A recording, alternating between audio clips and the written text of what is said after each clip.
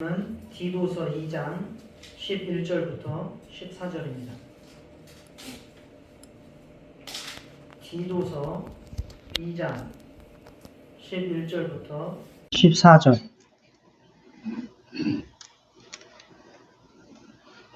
교독하겠습니다. 11절을 제가 먼저 읽겠습니다.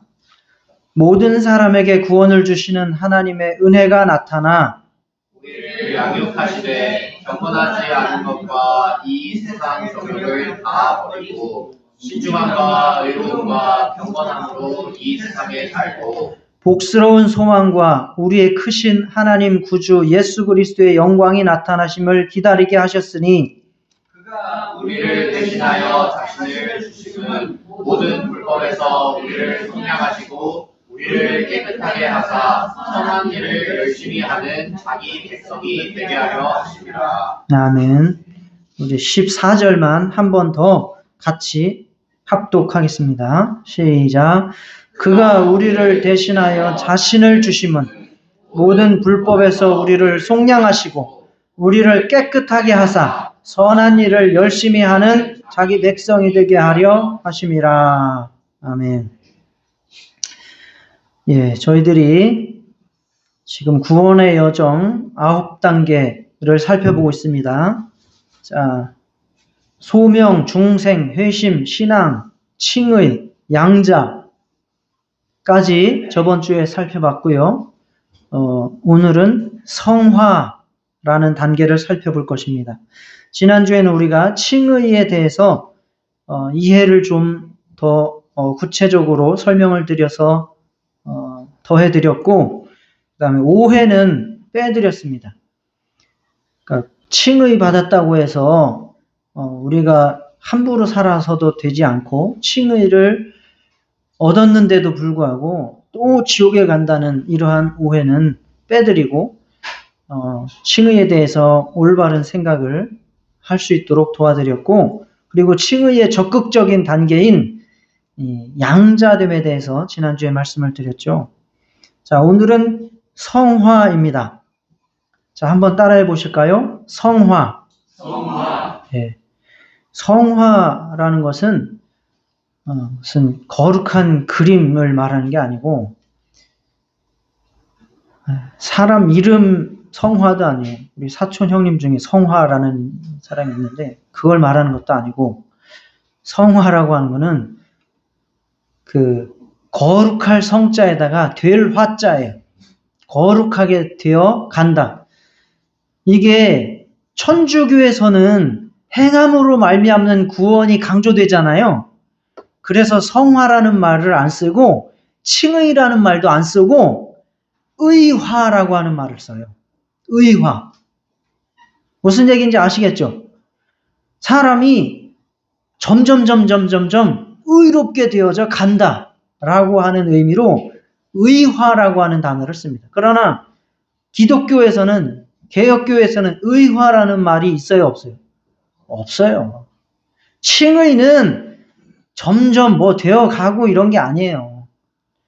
순간에 태어나는 것이지 우리가 뭘 해가지고 의롭게 되어져가는 의화라는 단어가 없습니다. 대신 우리는 의롭게 된 자들이 주님을 점점 닮아가고 십자가를 지는 삶을 살아가는, 열매 맺는 삶을 살아가는 성화의 삶을 살아간다라고 성경을 이제 배우고 또 그렇게 믿고 있습니다. 우리의 인생은, 신앙생활은 항상 공사 중. 그 도로에서 운전하시다 보면 차가 엄청 많이 밀려서 짜증나요. 그러면 조금 가다 보면은 무슨 표지판 나와요? 공사 중. 그러면서 막 번쩍번쩍 하면서 막 차선 4개 중에서 3개를 가로막고 공사를 하고 있고 이렇습니다. 근데 늘 공사해. 공사가 끝날 날이 없어요. 이쪽 공사하다가 내일은 저쪽 공사하고 항상 경부고속도로도 공사하고 서해안고속도로도 공사하고 늘 공사합니다. 그렇지 않겠어요? 세상에 영원한 것이 없으니까 늘 공사합니다. 그러니까 그러려니 하고 살아야 됩니다. 마찬가지로 성도가 의롭게 되었어도, 구원받았어도 뭐 하고 있다고요? 공사 중이에요. 늘 공사 중에. 그래서 완벽한 인간은 있다 없다. 네, 완벽한 인간은 없습니다. 늘 공사 중에. 완벽해지는 것 다음 주에 제가 설명드릴게요. 인간이 완벽해질 때가 있죠. 언제겠어요? 죽은 다음이죠. 죽은 다음에. 그게 바로 영화라고 하는 겁니다. 영화. 성화를 건너서 죽은 다음에 영화롭게 되는 단계가 있어요. 영화. 그 전까지는 인간은 완벽한 존재라는 것은 없습니다. 그럼에도 불구하고 우리는 더욱더 주님을 닮아가기 위해서 애쓰고 노력하는 성화의 삶을 살아가야 합니다. 그래서 혹시 옆에 사람이 조금 부족하더라도 이 사람도 공사 많이 하고 있구나. 그냥 이해해 주시기 바랍니다. 예, 옆에 사람한테 공사 많이 하고 계시죠? 인사하세요.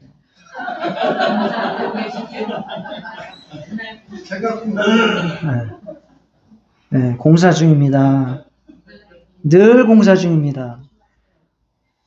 그래서 우리는 부족한 것이 항상 있습니다. 그럼에도 불구하고 공사를 한다는 얘기는 뭡니까? 점점 더 좋아지려고 나아간다 그 말입니다. 그래서 성화라는 말은 바로 공사 중이라고 하는 단어와 아주 맥이 같이 합니다.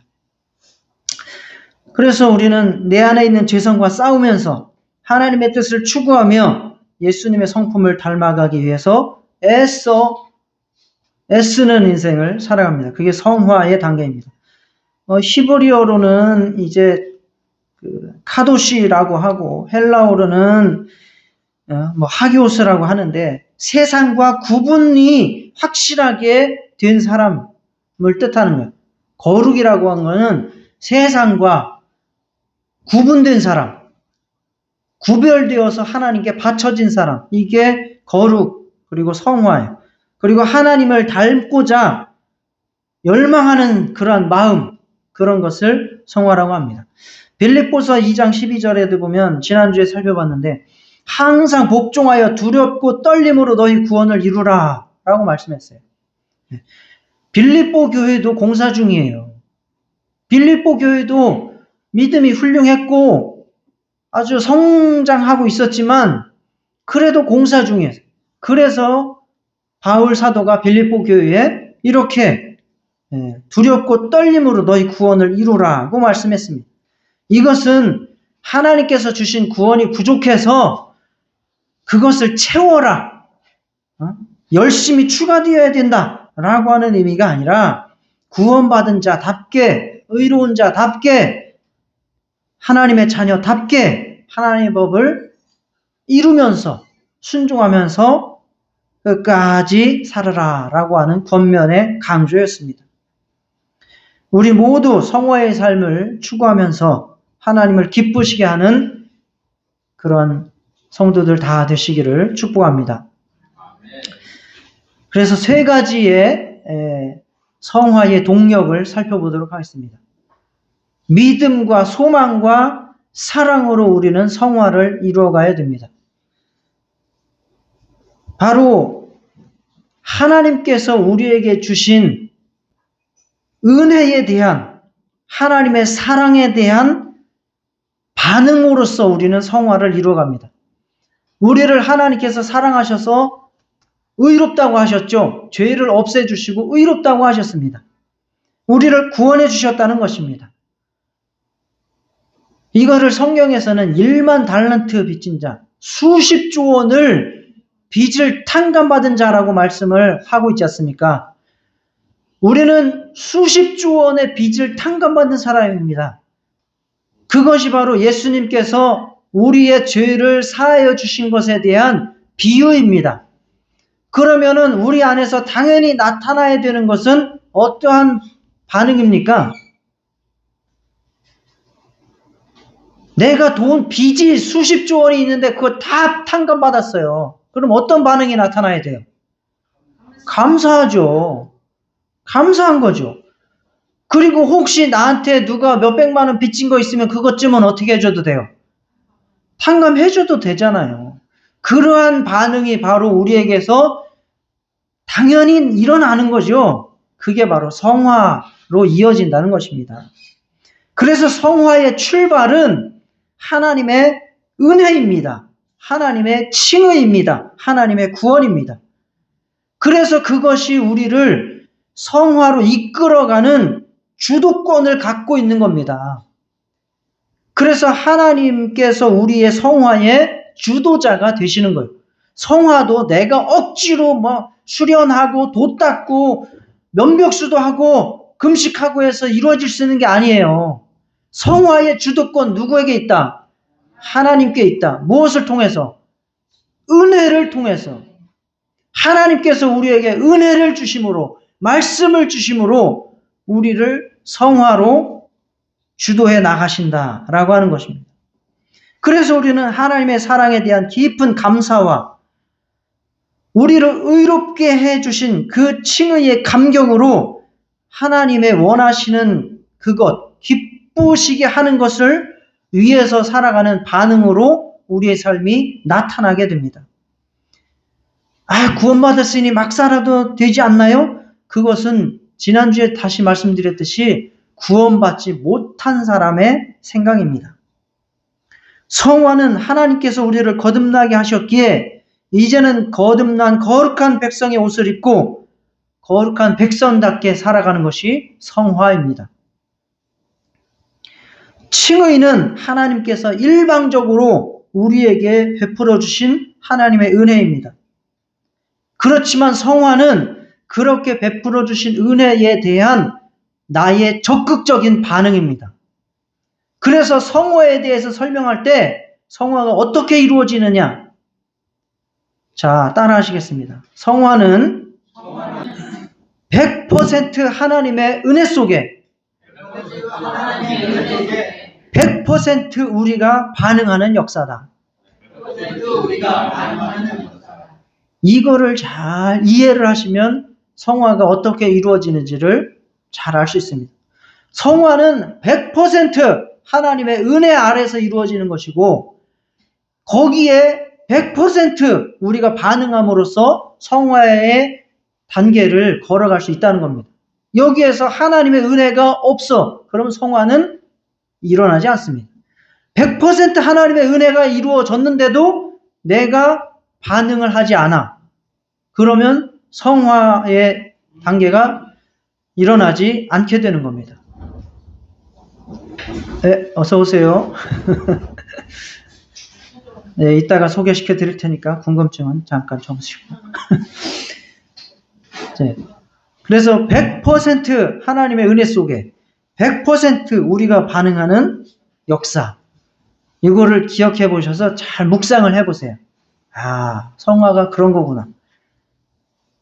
자, 그래서 이것을 조나단 에드워즈라고 하는 목사님, 이분은 제가 알고 있는 기독교인 중에 제일 똑똑한 분 중에 하나예요.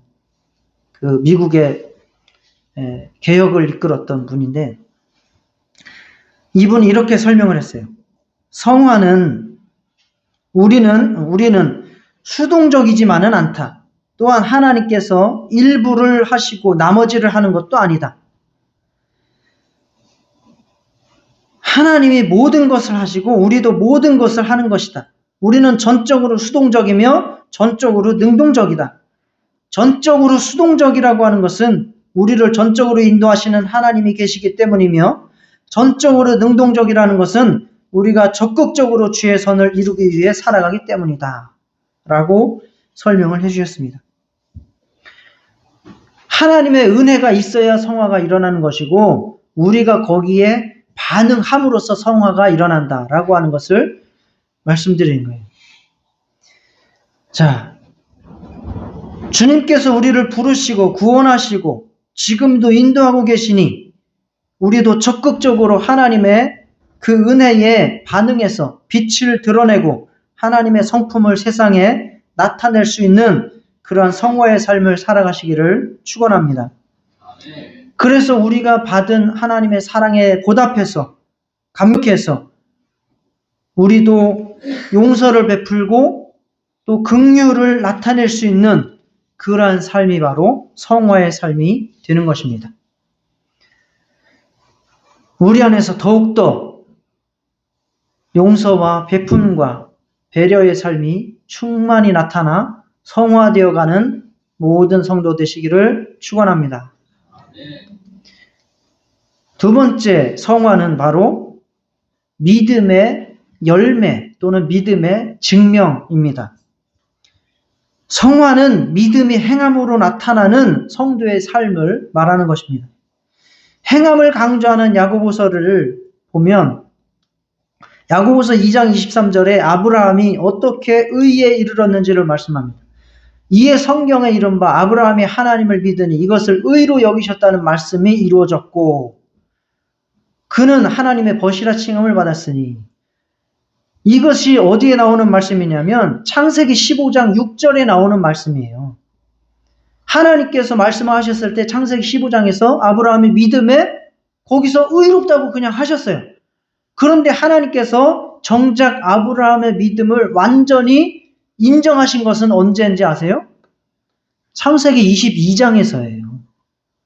아브라함에게 아들을 바치라고 했는데 그것을 순종하려고 했을 때에 내가 너를 이제 알겠다. 네 믿음이 확실한 것을 알겠다라고 하셨어요. 이게 무슨 말씀이냐? 창세기 16장에서는 창세기 15장 6절에서 의롭다고 하셨고 그 믿음이 칭의의 믿음이 창세기 22장에서 증명되었다. 이렇게 야고보 사도가 우리에게 설명하는 겁니다. 그래서 야고보 사도가 우리에게 말하는 것은 행함이라고 하는 것은 바로 믿음의 평가 또는 증명이다라고 말하는 것입니다. 바꿔 말하면 단순히 어떤 진리를 인정하는 정도의 믿음은 구원을 얻지 못하는 믿음이다 라고 하는 것을 강조하고 있습니다. 구원과 칭의에 이르는 믿음은 그리스도를 향한 진심 어린 그 믿음의 실체를 하나님을 향한 사랑과 변화된 삶으로 나타내어지게 된다라고 말씀하고 있는 것입니다. 우리도 아브라함같이 칭의를 받은 사람입니다. 믿음을 가진 사람입니다. 이제 그 믿음의 증명을 해낼 수 있는 믿음의 평가를 올바르게 받을 수 있는 성화의 삶을 살아가실 수 있기를 축복합니다. 구원 얻는 살아있는 믿음은 항상 선한 행실의 열매를 맺게 되어집니다. 의롭다함을 얻게 하는 믿음은 결코 가만히 있을 수 없습니다. 그래서 야고보서 2장 22절에 내가 보거니와 믿음이 그의 행함과 함께 일하고 행함으로 믿음이 온전하게 되었느니라 라고 말씀하고 있습니다. 예, 오늘 김시현 선생님이 연휴인데도 불구하고 교회에 나오시고 얼마나 대단한 믿음입니까? 교회에 나오는 것도 여러분의 믿음을 증명한 거예요. 하나님께서 지금 여러분의 믿음을 옳게 평가하셨음을 우리는 확인할 수 있을 것입니다. 이러한 하나하나 이런 것들이 바로 우리가 믿음을 행함으로써 증명하는 성화의 삶을 살아가고 있다는 증거입니다.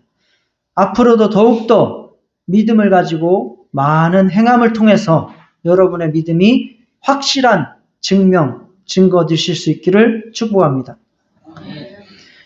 세 번째 성화는 바로 우리가 미래에 대한 소망에 대한 약속을 우리의 삶을 통해서 나타내는 것이 바로 성화입니다. 우리는 이미 구원을 받았습니다.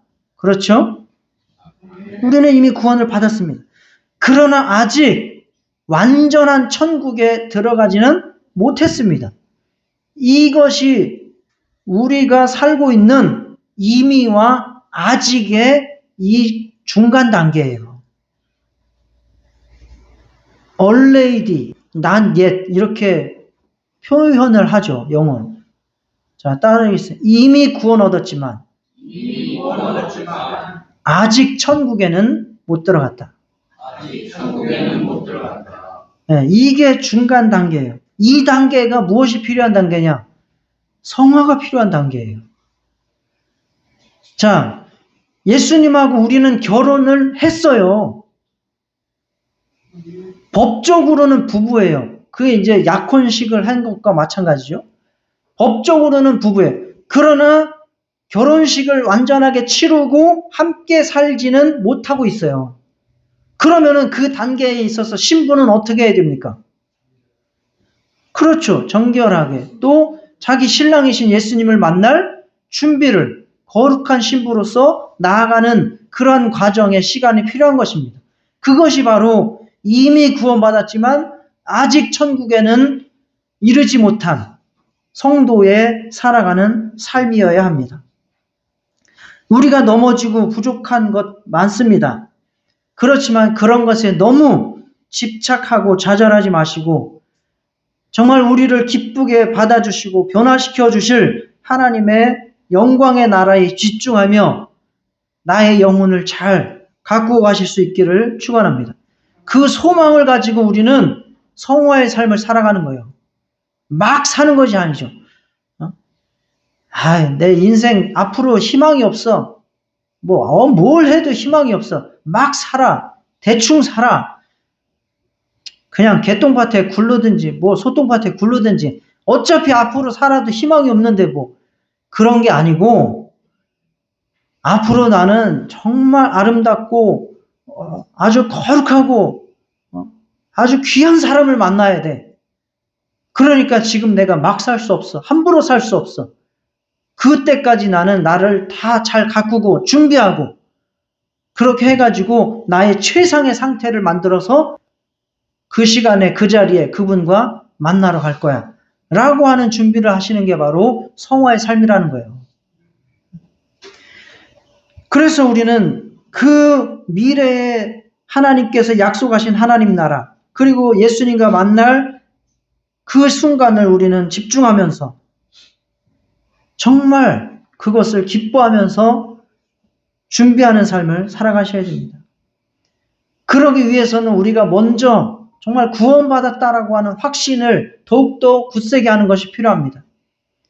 예수님께서도 너희 이름이 하늘에 기록된 것으로 기뻐하라고 말씀하셨어요. 우리의 이름, 지금 예수를 믿는다면 여러분들의 이름이 하늘나라의 생명책에 기록되어 있음을 믿고 확신하고 감사하시기를 바랍니다. 요한일서 5장 13절에도 내가 하나님의 아들의 이름을 믿는 너희에게 이것을 쓰는 것은 너희로 하여금 너희에게 영생이 있음을 알게 하려 함이라 라고 했던 것처럼 이미 여러분에게 영생이 있다는 사실을 믿고 여러분들에게 이러한 권면의 말씀을 드리는 거라는 거죠. 그러니 우리는 구원받았다라고 하는 확신과 그러한 감격과 감사 속에서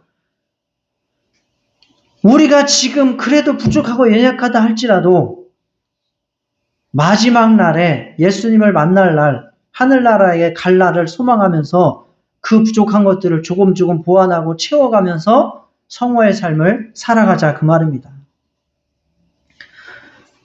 이 소망이 우리의 성화의 원동력이 된다라고 말씀을 드립니다. 개혁교회에서 쓰고 있는 하이델베르크 요리문답 52문에 이렇게 질문합니다. 그리스도께서 산 자와 죽은 자를 심판하러 오시는 것은 당신에게 어떤 위로가 됩니까? 여러분에게 한번 질문을 해드릴까요? 예수님께서 산 자와 죽은 자를 심판하러 오셔요. 그죠? 그것이 당신에게 어떤 위로가 되시죠? 하나님의 일을 하시는 일이니까 거기에 네. 심판주로 예수님이 오신다는 게 우리에게 위로가 됩니까? 위로가 되죠. 네. 위로가 됩니다. 왜?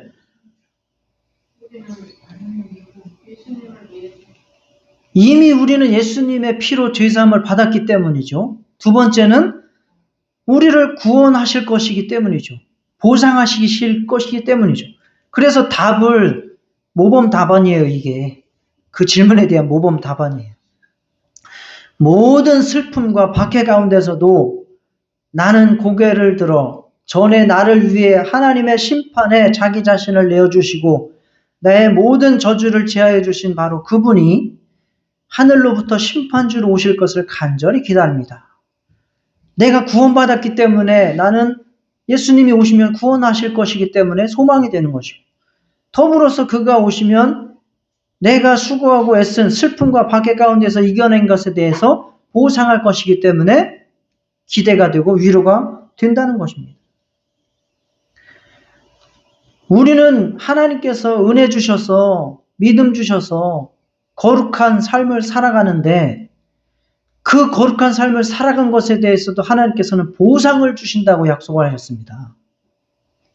구원해 주신 것도 감사한데 우리가 구원받아서 산 것에 대해서도 보상을 해 주신다는 거예요. 이게 꼭 먹고 알 먹고 도랑치고 가지 잡고 마당 쓸고 동전 줍고 이런 거 아닙니까? 그가 나를 다 구원하셨을 뿐만 아니라 성화의 길로 인도하셨음에도 불구하고 내가 조금 앉으세요 빨리. 왜 이렇게 돌아다녀? 네. 그렇게 다 해주셨음에도 불구하고 내가 그것에 대해서 조금 반응했음에도 불구하고 그것에 대해서도 하나님께서 보상을 해주신다는 거예요. 고린도전서 15장 42절에서 44절에도 보면 죽은 자의 부활도 그와 같으니 썩을 것으로 심고 썩지 아니할 것으로 다시 살아나며 욕된 것으로 심고 영광스러운 것으로 다시 살아나며 약한 것으로 심고 강한 것으로 다시 살아나며 육의 몸으로 심고 신령한 몸으로 다시 살아나나니 육의 몸이 있은즉 또한 영의 몸도 있느니라. 그러니까 우리가 육체로 살아가면서 조금 하나님 말씀 순종하고 거룩하게 살아가고 하면 하나님께서 영광의 부활, 영광의 몸으로 부활하게 하신다라고 약속을 하시는 겁니다. 고린도전서 3장 8절에도 심는 이와 물 주는 이가 한 가지이나 각각 자기가 일한 대로 상을 받으리라. 그래서 일하시라는 거죠. 예수님께서 우리에게 밭이 되어주시고 다 심을 것과 물도 주시고 비도 주시고 하는데 우리가 조금만 수고하면 그 각각 수고한 대로 하나님께서 상을 주신다는 거예요. 즉 성화에 대해서 보상해 주신다 그 말입니다. 베드로전서 1장 7절 너희 믿음의 확실함은 불로 연단하여도 없어질 금보다도 더 귀하여 예수 그리스도께서 나타나실 때 칭찬과 영광과 존귀를 얻게 할 것이다. 자, 연단 받으시라는 거죠.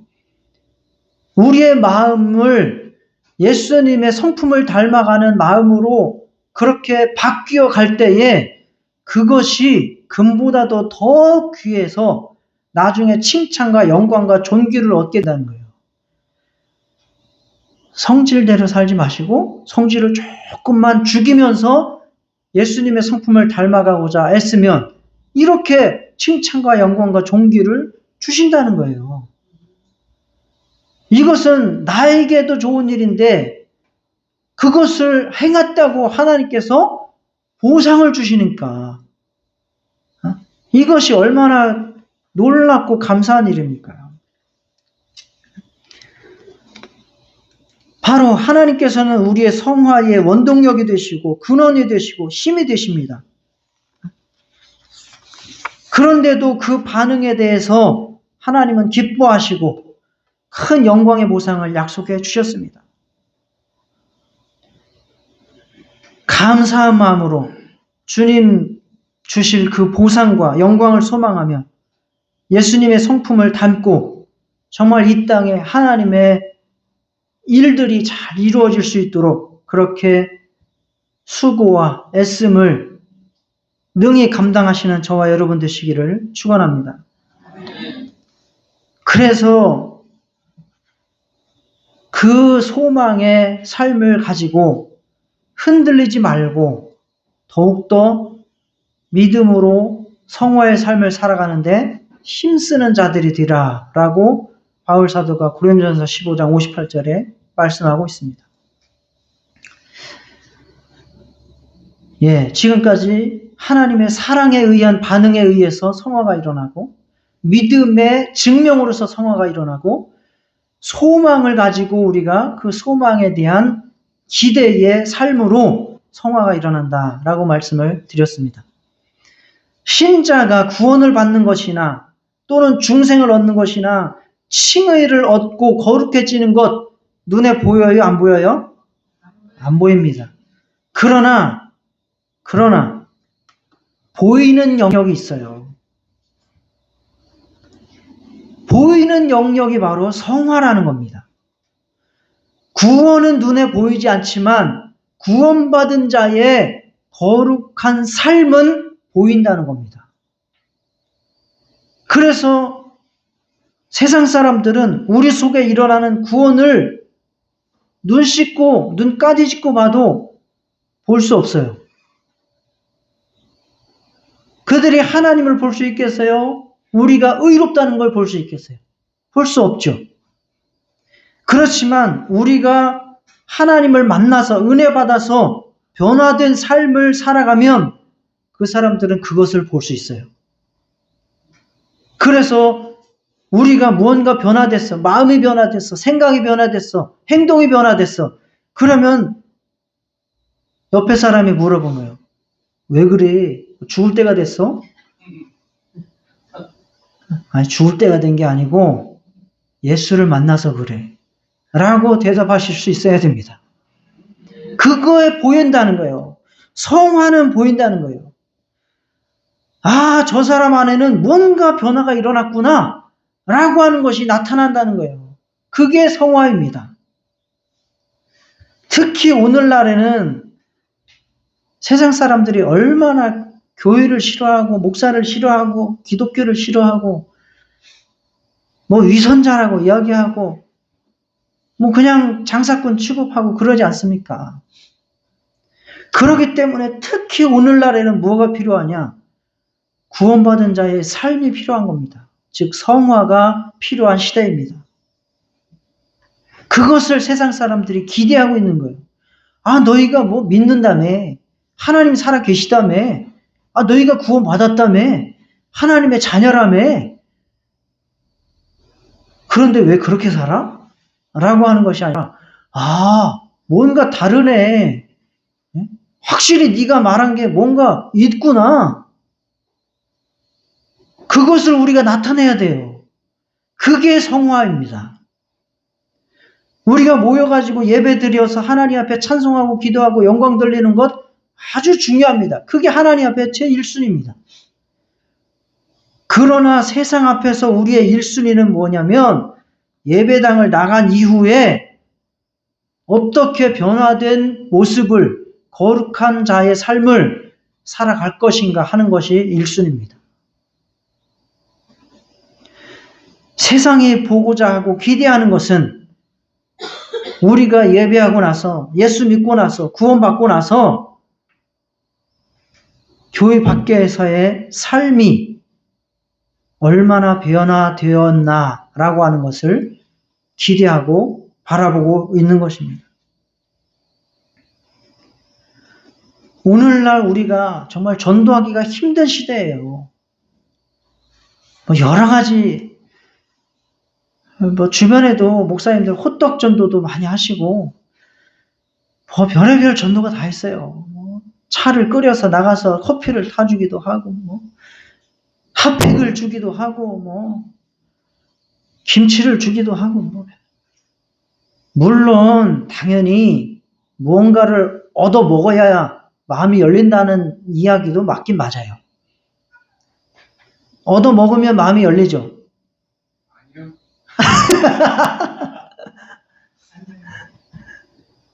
그 말이 맞기도 해요. 얻어 먹으면 마음이 열리고 그것에 대해서 내가 어느 정도 보상을 하려고 하는 마음도 생기는 것이 있어요.